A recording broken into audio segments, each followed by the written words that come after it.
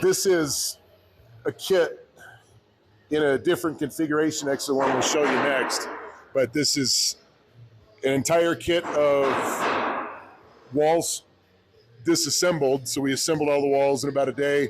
Then we stood them up the next day, put the roof on and sheathed it up, and now the guys are siding it out.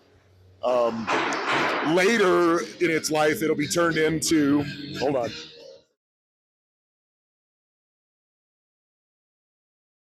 Later in its life, after we turn the rock concert down, it's going to get turned into a mother-in-law suite.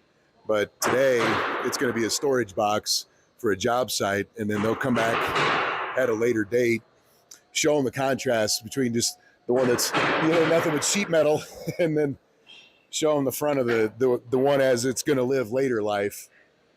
So it'll kind of start as a storage unit, and